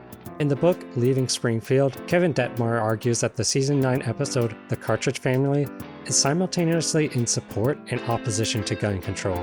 and its muddled message is interpreted by the viewer to be whatever they want it to be. Detmar notes how irony is often used to reaffirm pre-held beliefs, as the audience does not know whether they are being laughed with or at. Questioning the validity of irony as a tool for conveying important messages. I suspect that a viewer's presuppositions not only influence, but probably even dictate the program he or she sees. As Fish argues in the passage cited earlier, irony has a tendency to confirm whatever angle of vision a reader or viewer brings with him or her to the text, and this raises troubling questions about the efficiency of irony as a political strategy. Season 9 marked an era when the show began simultaneously taking itself serious and unserious. Later on, in Lisa Goes Gaga, Lisa claims she learned that releasing her anger onto others is enjoyable. It should be self-explanatory that the supposed message of this episode is too ridiculous to be genuine, and yet it is conveyed so earnestly by the characters and world to suggest to the audience that this is an acceptable way to act. At worst, the episode is passing off a horrible message as genuine advice, and at best, the episode is saying nothing at all. Irony, this argument runs, has become reactionary rather than revolutionary. Instead of critique, irony is used to reassure the hip kids that they are still hip, and the status quo is in the process smirkingly reaffirmed. Irony could be divided into 3 different types. One type is pre-irony, an actual message that is conveyed in pure sincerity. Type 2 is regular irony, utilizing sarcasm, parody, and hyperbole so as to convey a message, typically by showing the audience how ridiculous something may be, and this is where the early episodes of The Simpsons stand. The third part would be post-irony. Post-irony is when ironic and sincere meanings become muddled. It's like the literary equivalent of going, haha, just kidding. Unless the writer wants to be taken seriously and unseriously at the same time, essentially saying nothing at all, nothing at all, nothing at all. Oh, here comes that cannonball guy. He's cool. Are you being sarcastic, dude? I don't even know anymore. And this attitude can be felt in other contemporary adult animated shows. For example, the Family Guy episode Seahorse Seashell Party. The episode sees Meg finally stand up for herself and calls out her parents for their negligent and abusive behavior. When the family falls apart, Brian suggests to Meg that she should continue being abused for the happiness of her parents, to which she accepts. The message is so self-explanatorily awful, and yet depicts the decision so genuinely that it comes off as simultaneously sincere and satirical. The very next episode, Screams of Silence, however, takes the muddled message to the opposite end of the spectrum, instead promoting vigilante justice against abusers. The problem with doing things ironically for so long is that you begin to make them established elements, reaffirming them intentionally or not. As René Descartes put it, any community that gets laughs by pretending to be idiots will eventually be flooded by actual idiots who mistakenly believe that they're in good company. Irony, when unchecked, is self-destructive. In later seasons, the series feels self-aware of its shortcomings, and attempts to use irony as a way to deflect criticism. The series went further and further with their plots, stretching it out to the breaking point, before snapping back and resetting the universe for next week's episode. The episode Homer Loves Flanders works because the episode has a very subdued climax that is still resolved with the characters coming to terms with one another. It also sets up the ending beforehand, with Lisa remarking how their lives seem to reset every week. It is also not out of the realm of Homer's character to completely forget his friendship with Ned in a week's time, or back away from it. Compare this with later episodes, such as The Great Money Caper. In the episode, the entire town, news outlets, justice system, and police force swindle Homer and Bart to teach them a lesson. When Lisa tries to explain how they did all of this, the episode ends with a surfing montage with a literal wink to the audience. While I'm talking about this episode, it should be noted that Homer only decides to intervene with an armed shooting and admits defrauding the town while still shifting the blame to Bart, only after he sees someone get killed because of his decisions. This would not be as intolerable as a one-off occurrence, but what The Simpsons had jokingly done soon became the norm for the series moving forward. Episodes such as The Principal and the Pauper, Kill the Alligator and Run, and The Frying Game do not work because they take situations to illogical extremes and end up resolving themselves in too short of a time, typically without any action or choice from the characters. Kill the alligator and run as the Simpson family accidentally kill a town alligator and get arrested. Twist that the alligator was alive all along and shows up at the last second. The frying game has the entire episode culminate in one big game show that makes the entire episode meaningless. Principal and the Pauper has the entire town run the real Seymour Skinner out of town and resets everything back to the way it was. The episode Das Bus has a literal bookend narration that almost passive-aggressively resolves the plot. Most notably, in Season 9 onwards, these kinds of plots occur repeatedly. Trash of the Titans. The episode just ends with them moving the town. Mobile Homer. Marge and Homer stop fighting, not by coming to any sort of understanding on their part, but because Bart and Lisa are driving a runaway RV. Pokemon. Marge's kindness is mistreated and the episode just ends with Jack and Chief Wiggum talking about cable TV. Codependence Day. When Marge learns that Homer framed her for a DUI that had her placed in a rehab clinic, she completely forgives him in quite literally the span of a minute. Marge Simpson in Screaming Yellow Honkers. Marge actually doesn't resolve her anger issues, and they actually end up saving the family. Prankster Rap. The episode just ends with nobody facing the consequences for lying. Bart to the Future. Bart resolves the plot in a span of 30 seconds. The President Wore Pearls. Nothing is resolved and they simply drive off into the sunset. Showrunner Al Jean cites the reason for the show incorporating lengthened first acts and quick third acts was due to the voice actors growing tired near the end of recording sessions. While this was beneficial to the actors, this severely weakened the plot of many episodes. The episode Homer to the Max outright cuts the resolution for the sake of time and returns to the status quo with no explanation. In You Can't Always Say What You Mean, which is supposed to be the 400th episode special, the plot only starts halfway into the episode. Furthermore, many jokes that The Simpsons had made at the expense of other shows were done in earnest later on. In The Simpsons spin-off Showcase, the show makes a joke about adding a character only Homer can see, making fun of the Great Gazoo from the Flintstones. But in I Want You, She's So Heavy, Homer actually has an invisible friend that only he can see. In the episode The 10% Solution, they make fun of shows that use filler skits and outdated references to movies like The Social Network. But just 3 episodes later, the episode The Doshal Network takes over a third of its runtime to actually get to the conflict. And 1/3 of the entire episode is taken up with the intro, epilogue, and 2 ending sketches. And the entire episode itself is an outdated Social Network parody. The show had started out making fun of the overly sincere and direct idealistic messages conveyed through previous television shows, often by portraying very bittersweet endings. When the show began to treat itself as though it had nothing to say, it's no wonder that most audience members began to feel the same way. Irony in postmodernism is a great tool for dismantling established tropes and pre-existing writing techniques, but it has very little to replace them with. The Simpsons was great as a show meant to punch upwards at other television shows of the era and earlier on, and gave the show a direct purpose. But when The Simpsons had long outlasted these shows and had become one of the biggest franchises on Earth, it had essentially become the norm. When you are at the top, who is there left to punch up to? Its jokes about plot conveniences and celebrity idolization no longer seemed like ironic jabs towards other shows, but became a crutch for the show. They wanted to make fun of shows for using divine intervention endings, whilst also lazily falling back on them. The Simpsons essentially wanted to have their cake and eat it too. When it came time to do it as a series, we said we gotta give these characters really specific personalities and goals, and really plan this out as if they're real people. The fact that we have been able to make people think that these characters are real, that's like, yes, we did it. My point though, what I thought was so interesting was that people feel that strongly about these characters. Yes. That so strongly that you can't take it away from them or they get really, really angry. I agree. My question to people who feel that way is, doesn't it strike you as, I'm not criticizing people feeling that way, doesn't it strike you as strange that you feel so strongly about Principal Skinner? I don't think so. I think people always feel strongly about TV characters, which is why people who get stuck in TV roles for 10 years can never get another job. TV characters that you live with every week for many, many years, becomes something that you have a closer relationship with. I agree. I completely agree. And my question remains, isn't that strange?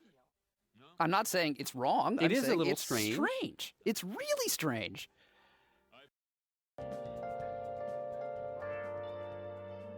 Itchy and Scratchy is the titularly named cartoon that Bart, Lisa, and the other kids of Springfield watch. Being a cartoon in a cartoon, it is an extreme caricature of whatever the writers wish it to be. There are the obvious film parodies and comparisons to real-life events, but Itchy and Scratchy are often analogs for The Simpsons itself, reinforcing the main plot of any given episode. For example, in Deep Space Homer, Scratchy's overblown yet brutal death reinforces Homer's internal conflict of going to space. I never realized before, but some Itchy and Scratchy cartoons send the message that violence against animals is funny. Say what? Cartoons don't have messages, Lisa. They're just a bunch of hilarious stuff, you know, like people getting hurt and stuff like that. However, there came a point that The Simpsons had exaggerated its world and characters to the point of self-caricature. Itchy and Scratchy was no longer a hyperbolic cartoon to reflect on real situations, as the real situations were already exaggerated and violent past the point of Itchy and Scratchy. The Simpsons had become a cartoon of a cartoon. Most notably was how the show began heavily using physical or slapstick humor in later seasons. The early seasons depicted Homer's injuries as being both comical and serious, such as in Bart the Daredevil, Homer's Triple Bypass, Itchy and Scratchy and Marge, and Brother from the Same Planet. This is even more painful than it looks. The later seasons focus heavily on slapstick humor, such as in All Fair's an Oven War, When You Dish Upon a Star, and Little Big Mom. This is the worst pain ever! Baba Boo. Really, nigga? And oftentimes, Homer simply gets up and brushes off these injuries.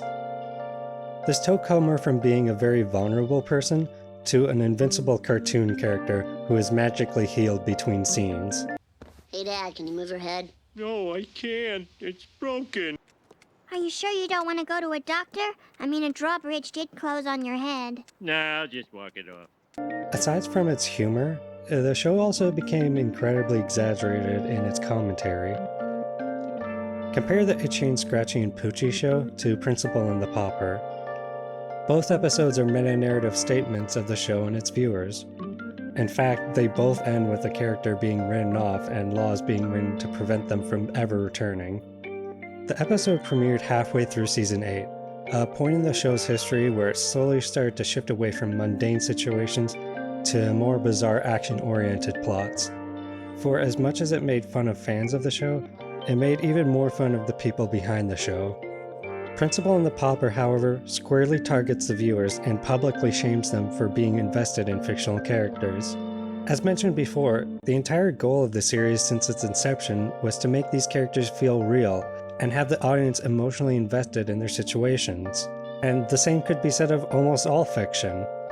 Principal and the Pauper makes the mistake of taking characters with heavily established backstories, retconning them, and then retconning them back again. The Itchy and Scratchy and Poochie show, however, was an episode making fun of TV shows making large upheavals for the sake of publicity.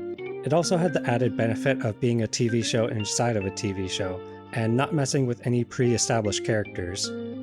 This kind of apathetic attitude was not self-contained to Principal and the Pauper, and soon became wildly prevalent in season 9 onward. The Simpsons had utilized misdirection to such an extent that these kinds of jokes were labeled "screw the audience" jokes. Examples include the unloaded cannon in the PTA disbands, the stupid yellow-shaped rock in Lemon of Troy, or the phone book in Maggie Makes 3. These set up a joke that the audience can easily predict and twist them on its head. What made these jokes work is that they were self-contained on a very small scale and were not integral to the driving plot.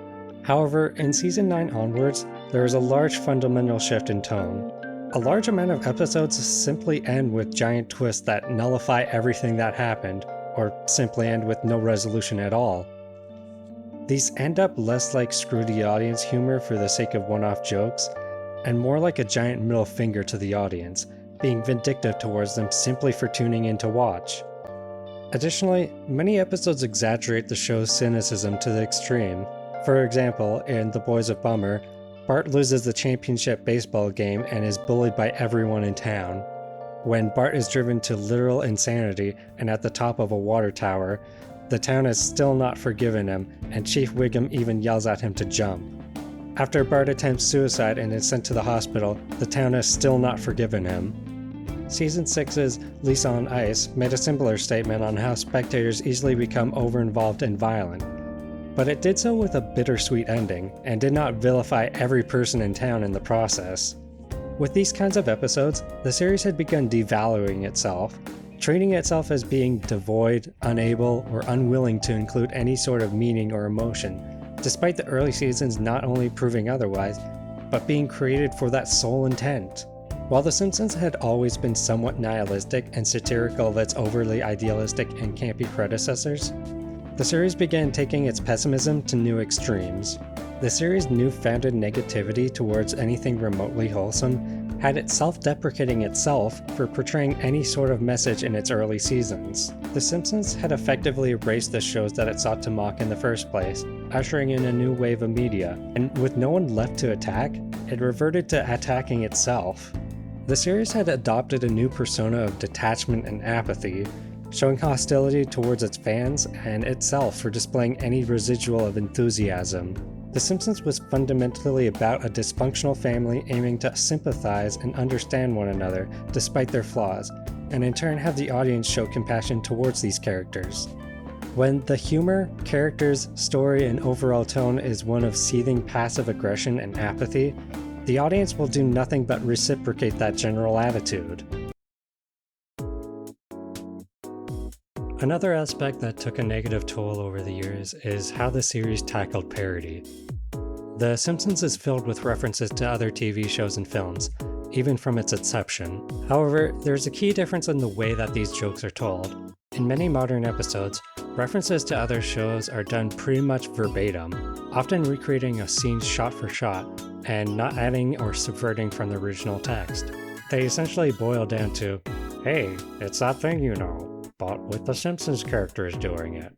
I clapped because I know Breaking Bad. I know what that is! These jokes typically don't work on people who are not familiar with the original work, and do not stand on their own. However, many of the references in the early seasons built upon the original work by subverting it, taking it to the extreme, or simply being funny on their own. Treehouse of Horror 5's The Shining parody works for those that have seen the original and those who have not, as Homer's immediate breakdown simply over there being no TV and no beer subverts the slowly building insanity that Jack faces and is funny enough on its own. I have to say, I love this episode, and I have never seen The Shining. Oh my God, you still have not seen The Shining? It's one of the funniest I haven't movies. either. I don't think I have either. A common criticism brought up against modern episodes of the series is that there is a rampant amount of guest star cameos, a majority of whom simply play themselves. But for how often this accusation is used to differentiate the classic and modern eras of the show, how true is it exactly? I decided to go through every episode and see how many guest stars there were and how many of them played themselves.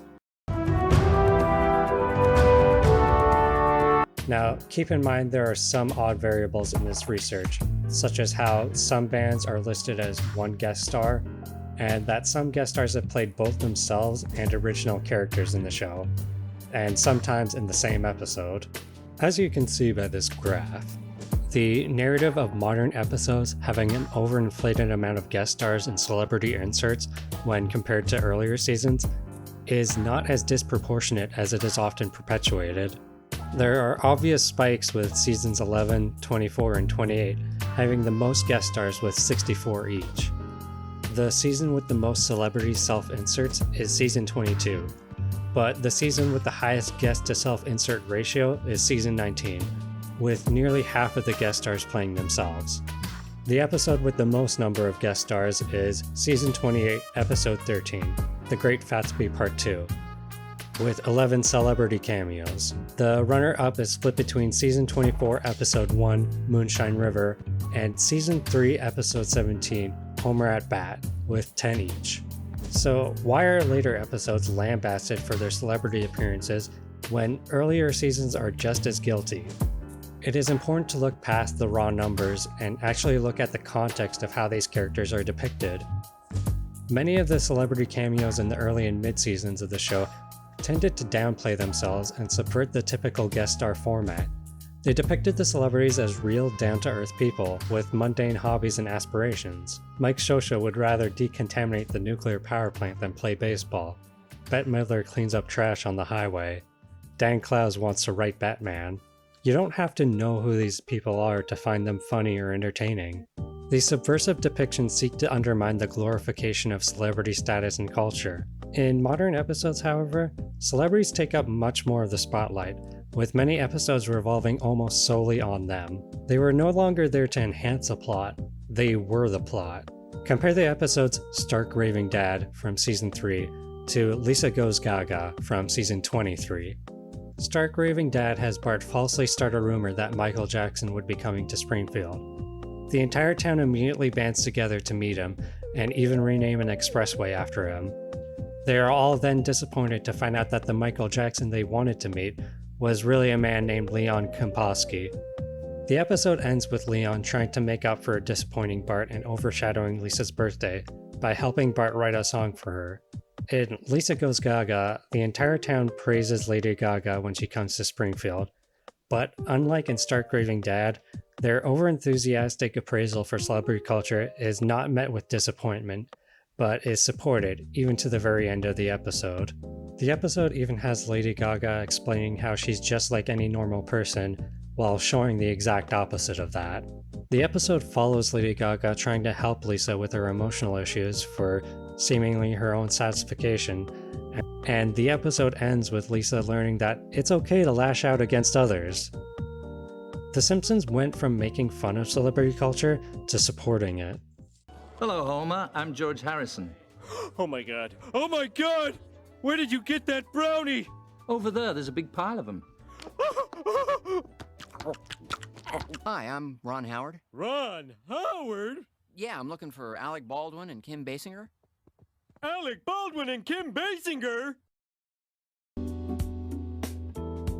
In conclusion, the series had lost what made itself unique to begin with. The series' utilization of animation as a medium slowly became stagnant. The clever use of color and camera composition appeared less and less frequently. The series' main use of animation was an excuse to show slapstick comedy. The series had slowly turned these flawed but well-meaning characters into unlikable satires of themselves. Homer became an oblivious egomaniac that only did things for his own enjoyment. Bart went from an underachiever with untapped potential to an antisocial lunatic. Marge was more or less pushed into the background as a simple housewife. And Lisa had nearly all of her aspirations crushed.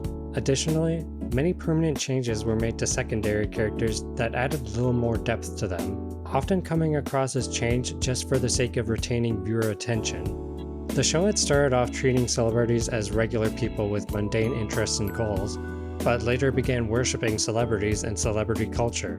The series' use of irony, hyperbole, references, and slapstick were stretched to such extremes that episodes come across as excuses to tell jokes for 22 minutes rather than to tell a story. If there is one major theme in many early episodes, it would be of understanding and compromise. Lisa the Vegetarian ends with Homer and Lisa both realizing that they were in the wrong for trying to enforce their beliefs on one another, and learning to try and coexist with each other. In various episodes such as And Maggie Makes 3, The War of the Simpsons, and You Only Move Twice, Homer compromises his own dreams of achieving respect and notoriety because he values his family much more than himself. You Only Move Twice works because it chooses to focus on the family dilemma and pushes the supervillain elements into the background, with Homer not even acknowledging it. Many of the best episodes revolve around characters coming to terms with their situation and learning sympathy for one another. When characters are completely apathetic, have no clear goals, break their own moral standards, and have all of their problems resolved out of their own control, not only do they not feel like the characters we had grown accustomed to, they barely feel like characters at all. Episodes are no longer resolved by characters having to face a moral dilemma or sacrifice their own goals, but are instead resolved through deus ex machinas that reset the universe every week. When the characters themselves have no decision or investment in the story, and the writers have no regard for telling a story or conveying a message, the audience is going to return that sense of apathy and disinterest to the show itself. It is easy to look back at the early seasons with rose-tinted glasses and ignore their faults, but the reality is that these negative elements already existed to at least some minor degree. The real issue is that the show lost its balance, and these once small and overseeable segments became frequent and apparent to the viewer, often being detrimental to the plot, characters, and tone. While it is easy to point the blame at a certain showrunner, a certain season, a certain episode, or a certain writer, the fact is that the series pushed to up the ante with the situations and sense of irony meant that the decline of the series would have become inevitable. The Simpsons, or any show for that matter, cannot sustain itself forever. Good or bad, this is the show's reality. This is The Simpsons.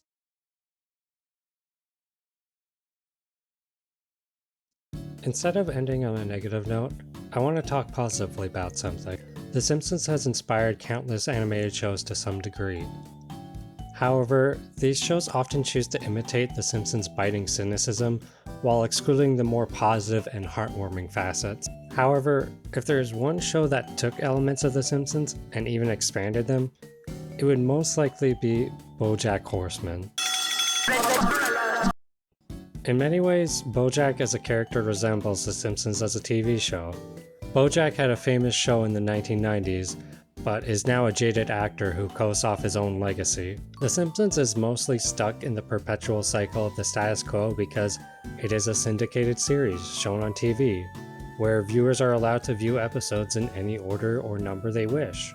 One downside of the series being animated is that the characters never or rarely age. So unlike other sitcoms that have definite shelf lives, The Simpsons could keep going on for years, and at the end of every episode, characters promise to be better people, but by the start of next week's episode, they're even worse than before.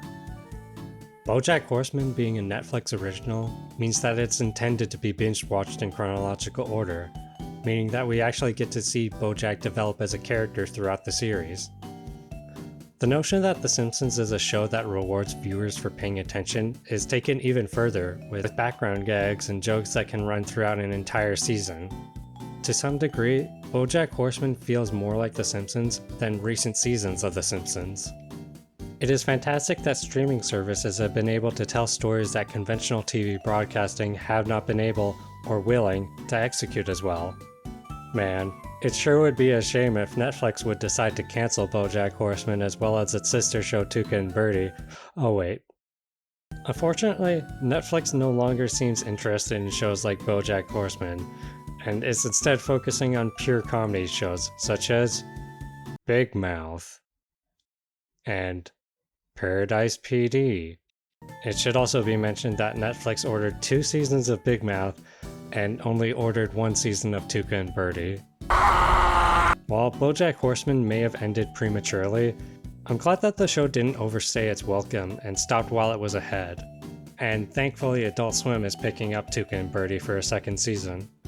While The Simpsons shows no sign of stopping anytime soon, I think we should be thankful for the great episodes it did provide us. If you are one of those fans who believes Season 9 to be a hard cutoff in quality and every season before to be flawless, that is still about 200 great episodes. And while it may seem throughout this video that I hate modern Simpsons, I actually don't. Apart from a few exceptions, I think that even the worst episodes of The Simpsons beat out other shows on TV. I see no large upcoming expenditures, unless they develop an affordable technology to fuse my skeleton with adamantium like Wolverine. Are they working on that? I sincerely hope so. This isn't funny at all. And the show has made some great episodes in the mid and late seasons, most notably those that play around with the structure of the show, such as Trilogy of Error or The Seemingly Never-Ending Story, as well as the anthology episodes such as Tales from the Public Domain, Simpsons Bible Stories, and the Treehouse of Horror titles. While the show may be past its prime, I'm glad that The Simpsons being on air is the one constant I can rely on.